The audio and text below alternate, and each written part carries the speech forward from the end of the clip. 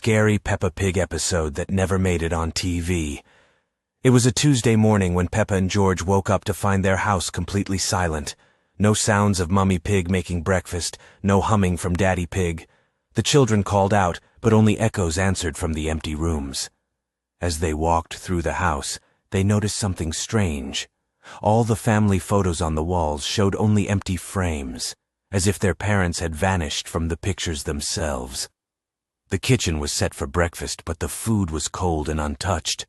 George pointed to the window. Outside, their neighbors were standing in their gardens, perfectly still like statues. Mrs. Rabbit, Mr. Bull, even Susie Sheep's family, all frozen with their backs turned to Peppa's house. The children went outside to investigate. The moment they stepped through the front door, they felt a strange chill. The whole neighborhood was eerily quiet.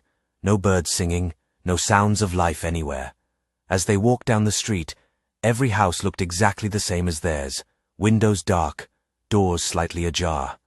Peppa called out to their friends, but her voice seemed to disappear into the air. At the end of the street stood a figure that looked exactly like Daddy Pig, but something was wrong.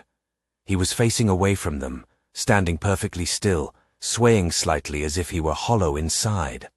Peppa approached cautiously, calling Daddy, but when the figure slowly turned around, they saw that while it had Daddy Pig's glasses and clothes, its face was completely blank, no eyes, no mouth, just smooth pink skin.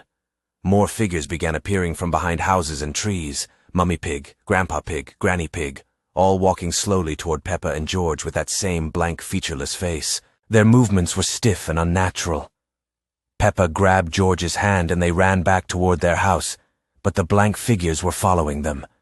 The children could hear a strange humming sound growing louder, coming from all the faceless figures at once. They reached their front door and slammed it shut, breathing heavily. But when they turned around, they realized they were no longer in their familiar home. Everything felt wrong, as if they were looking at a perfect copy. George started crying and Peppa tried to comfort him, but then she noticed something terrifying. In the mirror hanging in their hallway, she could see their reflection clearly, but behind them stood all the blank figures. The humming sound was getting closer, coming from inside the house now. The figures in the mirror were moving, reaching out toward their reflections. She grabbed George and they ran upstairs to their bedroom. In their bedroom, they hid under the covers. But the humming was now so loud, it seemed to come from inside their heads. When Peppa finally gathered courage to peek out, she saw that in the mirror, George's reflection had no face. She looked at her own reflection and watched in horror as her features slowly began to fade away, starting with her smile, then her eyes, until she too became one of the blank figures. The humming stopped, and everything became silent. Peppa Pig, the guest with no mouth. It was a normal evening. Daddy Pig was reading the newspaper, Mummy Pig was knitting, and George was playing with his dinosaur. But when Peppa walked into the living room, he was already there. Sitting on the sofa, between Daddy and the armchair, was a guest, a stranger, very tall, with a smooth, bald head and very large, round eyes. He didn't speak, didn't move, he just stared. "Who's that?" Peppa whispered. "Oh, Peppa," Mummy smiled.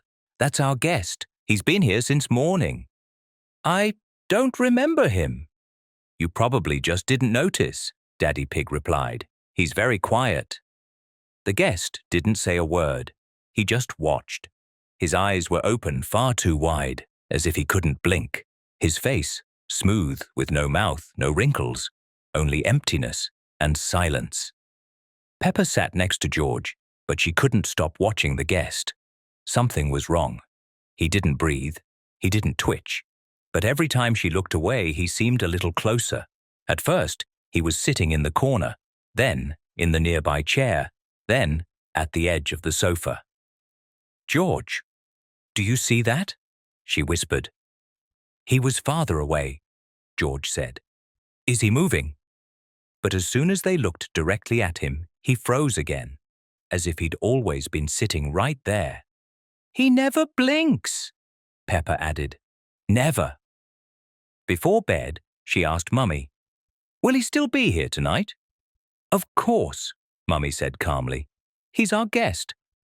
Peppa got into bed, trying not to think about him. But when the house fell quiet, she heard a soft creak and footsteps. She sat up. The door to their room was open. A faint light from the hallway spilled in, and in it, his silhouette.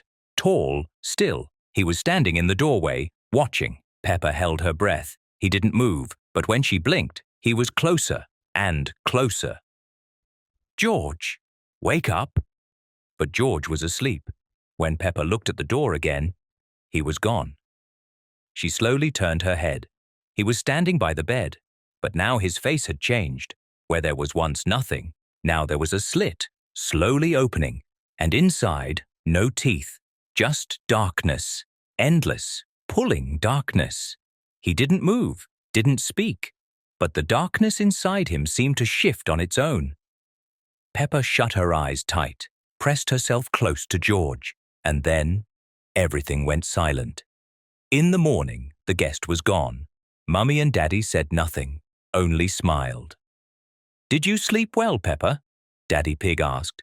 She nodded without looking at the sofa, because she knew he was still there, just sitting and waiting for someone to look away. A lost Peppa Pig episode that never aired on TV. Night fell upon Peppa Pig's house, bringing with it an unaccustomed silence.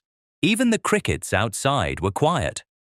Peppa lay on her top bunk, trying to fall asleep, but something unsettled her. George, below, snored peacefully, but Peppa felt she wasn't alone in the stillness. Suddenly, from the depths of the house, a faint, drawn-out creak echoed.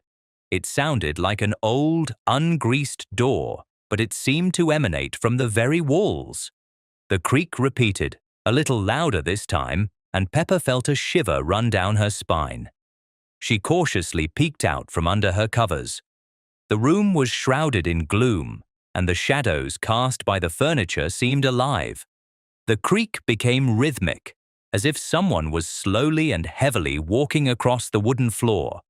The footsteps drew closer, and Peppa realized they were coming from the hallway directly towards their room. She held her breath, listening to every sound. The door to their room was slightly ajar, and a faint light from the hallway seeped through the crack. The footsteps stopped right outside the door. Then another creak sounded, but this time it was very close, as if someone was slowly opening the door. Peppa squeezed her eyes shut, afraid of what might enter. She heard a soft rustle, like the whisper of old fabric, and felt the air in the room grow heavy and cold. Opening her eyes, she saw a thin, writhing shadow slowly creeping into the room through the crack in the door. The shadow resembled a long, twisting ribbon, slowly slithering across the floor, approaching George's bed. The shadow reached George's bed and began to slowly ascend it. Peppa couldn't move, her body seemingly paralyzed by fear. She watched as the shadow enveloped the sleeping George, and from within it came a faint, barely discernible whisper, like the rustle of dry leaves. The whisper grew louder, and Peppa felt her eyelids grow heavy. The last thing she saw were two dull, glowing points in the center of the shadow, staring directly at her. Then darkness consumed her. In the morning, Mummy Pig and Daddy Pig entered the room. Peppa was asleep in her bunk, but George was not in his bed below. His blanket was neatly folded, and his favorite dinosaur toy lay on his pillow. The parents searched the entire house, but George was nowhere to be found. And sometimes, in the quietest hours of the night, if you listen closely, you might hear a faint, drawn-out creak echoing from the depths of the house, and a soft, barely discernible whisper that seems to call out a name.